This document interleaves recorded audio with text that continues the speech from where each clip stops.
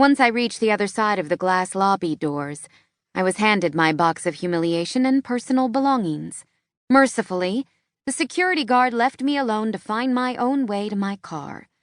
I trudged to the waiting silver Prius with my chin up, trying to think of myself as some ruined princess of antiquity, clinging to what remained of my own indomitable pride. Last week, I'd caught a History Channel special on Queen Boudica. Beaten, battered, and abused, she'd held her head high as she marched away from those smug Roman soldiers. I could be like that. Like Boudica. Cut the crap, Mel. After all, I was not persecuted royalty. I was just a divorced, unemployed, 27-year-old woman with 2 cats and nice shoes.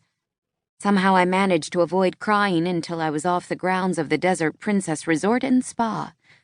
I drove for a good 10 minutes, and then did what any disgraced former finance director would do.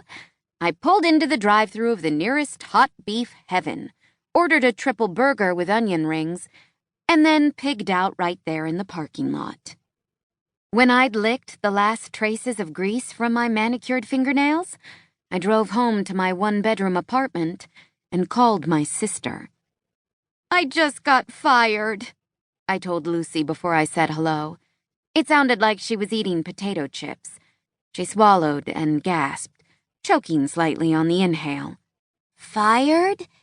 Shit, Mel. What happened?" I sighed and told her the story, starting with the Gustavson family.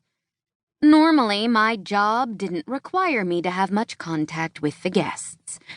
But for the past month, I'd been filling in for the event planner, Ashley, who was out on maternity leave. Kevin Perrin had originally hired a temp for the 6-week duration, but since that train wreck was caught snorting something powdery in the wine cellar, the event planning duties were temporarily handed to me. Although I didn't especially enjoy stressing over things like cucumber sandwiches for the Red Hat Society's quarterly cotillion, I'd been doing an adequate job. Until yesterday. The Gustavsons were not to blame.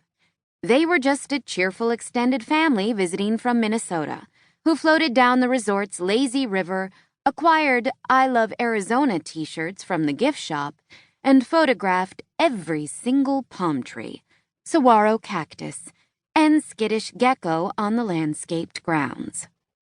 The chain of events in question began yesterday afternoon when I was standing in the lobby, trying not to chew my fingernails as I observed the delicate transport of an 8-foot-tall cowboy boot ice sculpture.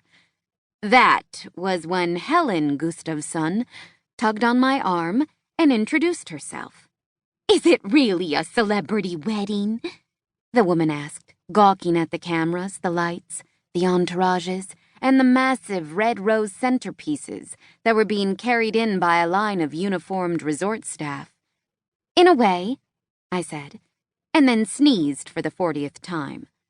I'd forgotten to take my allergy meds in the morning, and the flower arrangements now erupting from every crevice of the main building created a pollinated hell. The bride happens to be the daughter of a Hollywood actor. The bride in question was also a nightmare of demands, tears, and tantrums, none of which I had gotten used to dealing with.